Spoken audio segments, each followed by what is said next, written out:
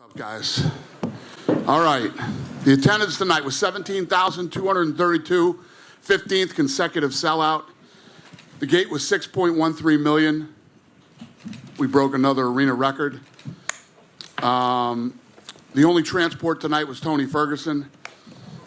Performance of the night, Chandler and Andre, and the fight of the night was Royval and Schnell. They all won 50 grand. Congrats. Too soon on an update for Tony at this point? Yeah. Okay. Yeah, I don't know anything about Tony. Other than that was the most vicious knockout I've ever seen. Yeah, no doubt. Any updates on Cowboy as well? Obviously, that fight got pulled. So have you heard anything more? No, from what I hear, he got food poisoning. Went to some taco place last night and got food poisoning, and apparently it was really bad. Like, he had really bad food poisoning.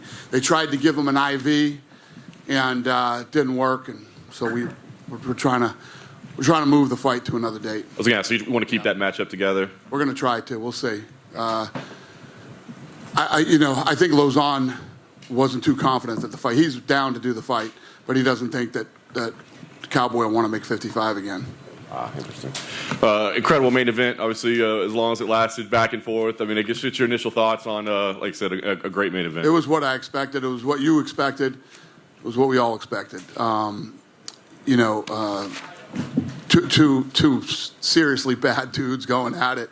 And Oliveira proved tonight, he's the best, man. He really is. Can you give us your thoughts on this whole weight fiasco and him losing the belt and just, I guess, It's a nightmare. I mean, it's a nightmare. We were just talking about it in the back there. What we need to do, we have this issue where guys come out and they'll start checking the scale the night before, and, all the Europeans and guys from other parts of the world do kilos. So they all start fucking with the scale to look at kilos, and who knows? There's so many moving parts to this beast of a machine that we run every week. And, we got to have a security guard in there where the scale is now. And, it's something we're going to have to do. Is there any thoughts from you or the rest of the staff on his status as champion, right? I mean, it's your belt. I mean, if you want to give it to him, you can give it to him, right? And that's what you said, like when it was Ally Quinto was going to fight for it, and you're like, yeah, we don't care if he beats the guy, we'll give him the belt. Well, listen, he's the guy.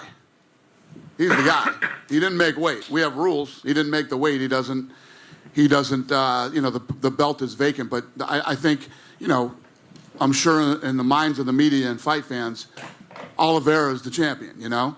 But technically, he's the number one contender now. He's the guy. But clearly, whatever the next title fight is, he's on one half of it against. 100%. Okay, fair enough. Your thoughts on the co-main? Not quite the excitement level in the co-main event that we had in the main. A bit of a frustrating watch, I guess. What were your thoughts on that one? Yeah, it was a weird fight. Seemed like they didn't want to engage. I think there was a total of 6 punches thrown in the first round. So that's a tough one. It happens sometimes. Rose was just here. She said she thought she won. She wasn't sure why. I mean, did you think that it was more competitive or that Rose may have won? I don't even know, man. I started zoning out halfway through it, so I don't know. I guess last question for me is, because of the way that fight played out, would you ever look at pairing them together a third time, or do you now look at that as I'm not going to do that fight ever again? Well, I don't think anybody's clamoring for that rematch. We'll have to figure something else out. Listen, Rose is one of the best. She's always going to be there. We'll see what happens. You got. Did we announce that fight yet? Did we announce we'll just the one? Just say it, and then we'll let you know if we did or not. I don't know. Whaley and Joanna. Yeah. Okay. So when that fight happens, You look at that as number one. 100%. Dana. Yep. Down here to your right.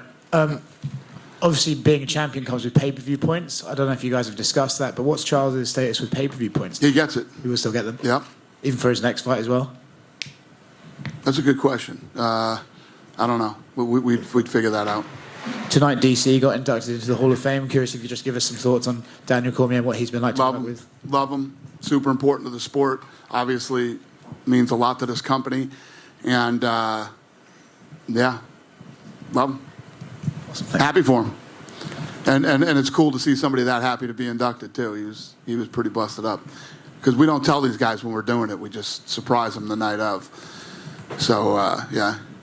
What was your reaction to the Charles weight thing in real time, as you're getting updates about it? No, oh my fucking God. It's the worst thing that can happen during a, So when the weigh-in's going on, Lene is texting me everybody's weight as they come in, and she hit me with all the people, and then I hit her back and I said, no Oliveira? And she's like, he's up next. So I was like, oh shit, why is he last? And the worst thing that could possibly happen happened. Thanks. Dana, next to you right here. I know you called Michael Chandler's knockout like the most vicious you had seen, but what do you want next for Tony? That's now 3-4 in a row, and he's, as you said, coming off a bad knockout loss. Yeah, well, everybody was asking me this week leading up to this fight, is this a make or break for Tony Ferguson, if whatever? And I said, no, I mean, he's still one of the top 10 guys in the world. He looked damn good in that first round. But that was a vicious knockout. You know what I mean? I think what needs to happen now is Tony needs to take some time off after that knockout, and I don't know. But it's not like, oh my God, Tony got dominated and looks like he doesn't even belong here. And Tony looked damn good right up until he got caught. And in this game, anybody can get caught with anything. Michael Chandler also said he'd be down to fight Conor at 170. Conor said that fight could actually happen in the future, maybe not next, but what do you make of that call out? Yeah, that's a fun one, man. I mean, who the hell wouldn't want to see that fight? Yeah, that's fun. But Conor's not ready yet, so Conor's hurt. So, when Conor's 100% and can actually really start training for a fight, then we talk about what's next for Conor. But listen, who doesn't want to see Chandler versus Conor? Raise your hand. Oh, he's just messing with his camera there. I thought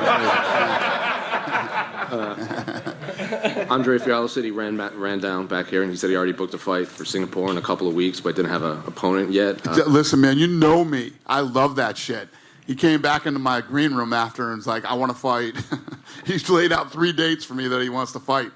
Matchmakers are screaming no. I'm like, we're doing it.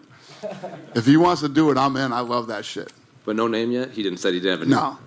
Then do you have to have a conversation with Shogun now? I know he said he wanted 2 more fights, so I would assume next fight would be the end of it. Yeah, I think Shogun is Shogun has 1 fight left. And again, I mean, I'm glad you asked me that question. Anderson Silva. What the fuck is Anderson Silva talking about? When have any of you ever heard me talk negatively, except for the fight in Abu Dhabi, about Anderson Silva? Never. I've never talked bad about Anderson Silva. Not only that, we let the guy, fight through his contract. He lost, like 7 of his last 8 or 8 of his last 9 fights, and always treated him with, I don't know where the hell this is coming from him, that then I started trying to make it so he couldn't make money after, I said, Jake Paul's looking to fight somebody, fight Anderson Silva. That guy's out there. He's available. And he's 47 years old. It's baffling to me. Anyway, so that, you asked me that, it's like Shogun is a legend, not just here, but in the sport. Pride here. And it's not like Shogun went out there tonight and looked like, oh my God, this guy can't even compete in the sport anymore. He's got 1 more fight left on his contract, so I'll give it to him and let him make that money and go out the way he wants to. When's the last time you actually talked to Anderson? It's been a long time. But his son hits me up. He wants to come to fights. Absolutely. And this is his house. If he ever wants to, that came out of left field and makes absolutely no sense to me. Unless you guys have heard me say something that I don't remember saying. The only time I ever said anything negative about Anderson Silva was in Abu Dhabi after that fight. Finally, Randy Brown said the fighters weren't allowed to walk out with flags. Is that something that's going to move forward? Yeah. Any specific reasons or just no flag? You know why. You guys know why. Hey, Dana. Let's not even play that fucking Dana, game. I think you had expressed some frustration towards Anderson when he made that comment that the UFC was more of a family back in the day when he referenced Lorenzo being there and how it's been different. Do you recall that one?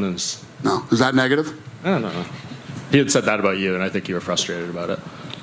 I don't think I was frustrated. Okay.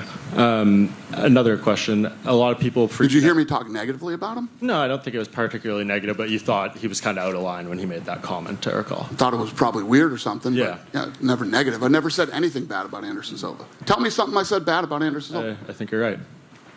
A lot of people kind of freaking out when they saw that war room, all the fights on the board and stuff. I know a lot of those have been confirmed. I'm sure you know what I'm going to ask. Nate Diaz versus Hamza Chimayo.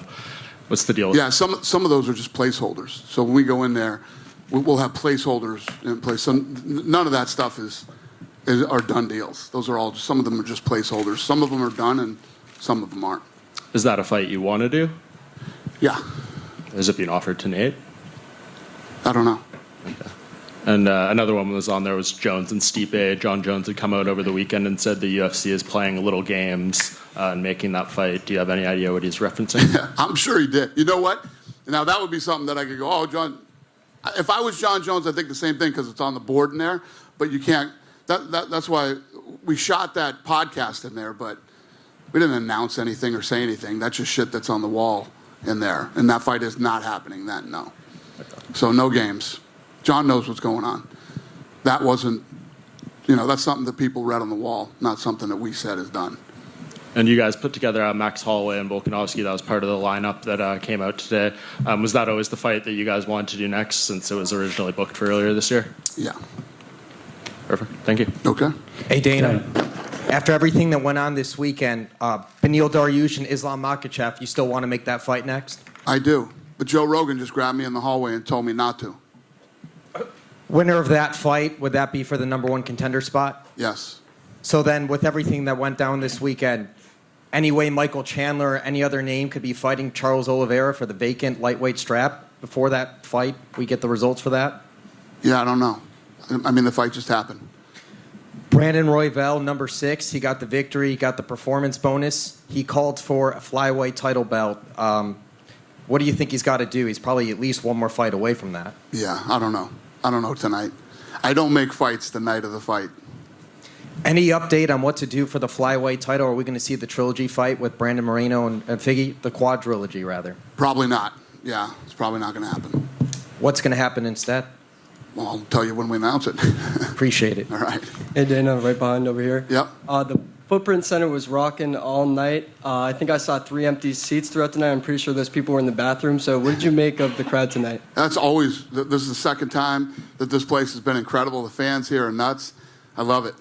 And after Trinaldo's fight, he said that he stopped aging at 33. Are you ever surprised when he comes out, he's 43 years old, and he looks like he has a lot left in the tank? Were you surprised by his performance tonight? Yeah, no, I wasn't surprised, but no, the guy's a savage. Thank you. Yep. Dana, Duncan here from Fox Sports Australia. Hey, buddy. How's it going? Just back on that Volkanovsky versus Holloway trilogy fight. How important is that to Volk's legacy, considering that there was so many question marks over the decision win last time? I don't know if there's any question marks about him now. I mean, that guy, after his last performance, he looked unbelievable, unstoppable.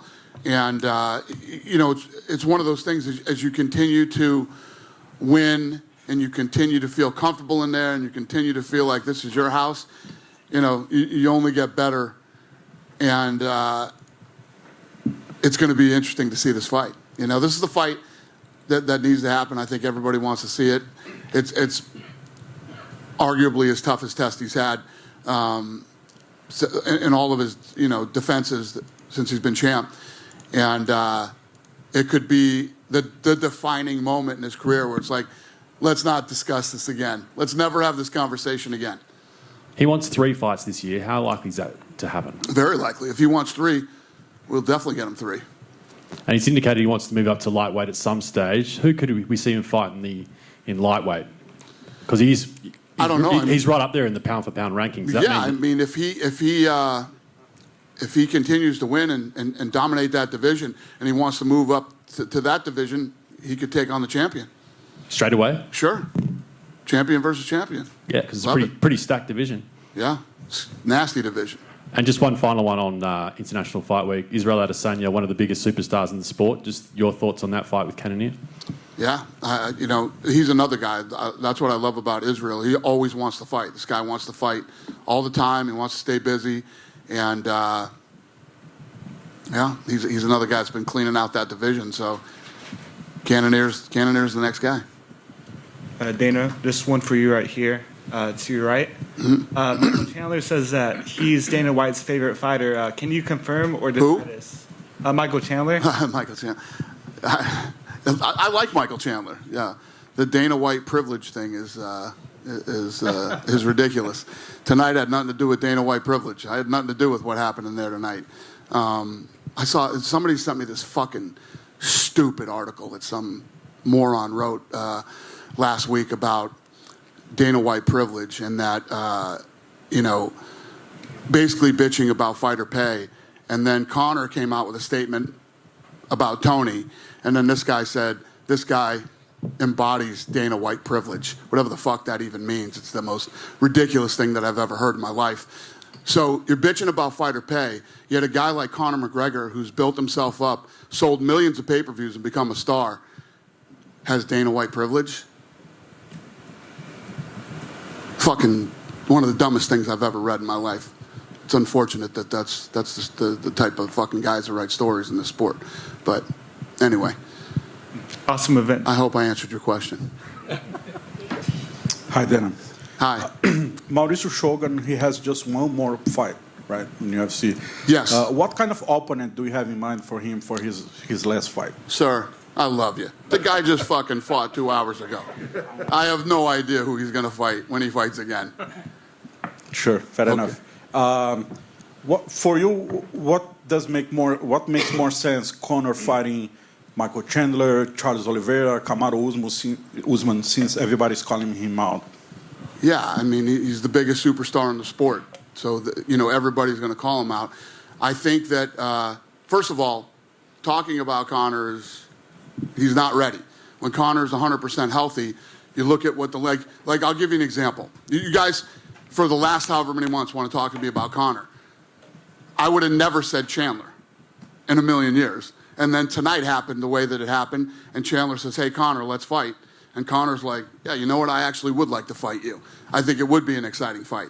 So by the time Conor is ready to actually compete, who knows what's going to happen? Who knows what the landscape's going to be? But I promise you, we'll make a good one. And Dana, right back over here again. Yeah. If you were, for some reason, to listen to your friend Joe's advice and make Makhachev versus Oliveira, is there a potential for a Dariush Chandler matchup? I haven't heard many people speak about that. Is there? Would that matchup interest you? I don't know, brother. I don't know. When I get up here after a fight like tonight, I'm not even thinking about that stuff. Tuesday, we will get back into the war room. We'll put some shit on the board that might happen. We'll put some shit on the board that will happen, and we'll figure it out. I don't know tonight. But, I'll give you this. I'll be honest with you. I get it. Listen, who doesn't think Dariush and fucking Islam is a great fight? I mean, it's a fucking killer fight. I would love to see that fight to see who the number one contender is. But I'm not going to lie. After tonight, I don't mind, I'm like, I wouldn't mind doing Islam versus, Oliveira either. So we'll see what happens. We'll get in the war room and argue about it and figure it out. Thank you. Thank you. Dana, do you have any updates on when you are planning on going to Salt Lake City? Yeah. Did we announce that? Soon, my friend. Soon. We are definitely coming to Salt Lake City, and it'll be soon. You good? Have a good. Just one more. Since we're talking about all the lightweights, I asked you this in Jacksonville. Dustin Poirier is really wanting to fight. Any update on a potential fight for him? No, not yet. Okay, thank you. Thank you, guys. Have a great night.